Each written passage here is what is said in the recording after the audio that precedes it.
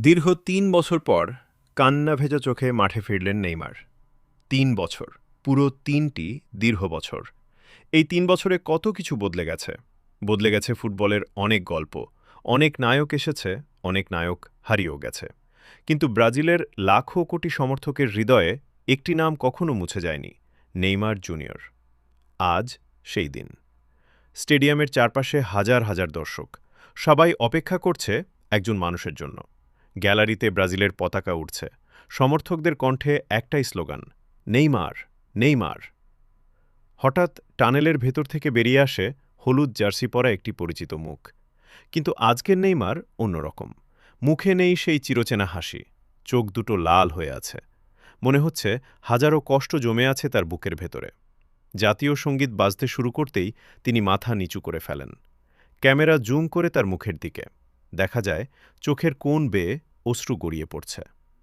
৩ বছর আগে যে মানুষটি চোট, সমালোচনা আর হতাশার কারণে মাঠ ছাড়তে বাধ্য হয়েছিলেন, আজ তিনি আবার নিজের দেশকে প্রতিনিধিত্ব করতে ফিরেছেন। তিনি জার্সির কলার দিয়ে মুখ ঢাকার চেষ্টা করেন, কিন্তু কান্না আর থামাতে পারেন না। স্টেডিয়াম নিস্তব্ধ। লাখো দর্শক টিভির সামনে বসে সেই দৃশ্য দেখছে। নেইমারের মনে তখন ভেসে উঠছে সেই কঠিন দিনগুলোর স্মৃতি।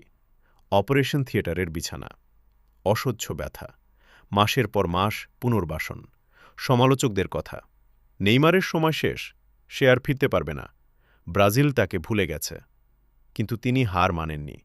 প্রতিদিন ভোরে উঠে অনুশীলন করেছেন, ব্যথা নিয়ে দৌড়েছেন, পড়ে গিয়ে আবার উঘিয়ে আবার উঠে দাঁড়িয়েছেন। কারণ তার একটি স্বপ্ন ছিল, আর একবার ব্রাজিলের জার্সি গায়ে চাপানোর। আজ সেই স্বপ্ন সত্যি হয়েছে। রেফারির বাঁশি বাজে, ম্যাচ শুরু হয়। প্রথমবার বল স্পর্শ করতেই পুরো স্টেডিয়াম দাঁড়িয়ে যায়। বজ্রধ্বনির মতো করতালিতে কেঁপে ওঠে মাঠ। নেইমার আকাশের দিকে তাকান। হয়তো তিনি সৃষ্টিকর্তাকে ধন্যবাদ দিচ্ছেন, হয়তো মনে মনে বলছেন, আমি ফিরে এসেছি। ম্যাচের ৭০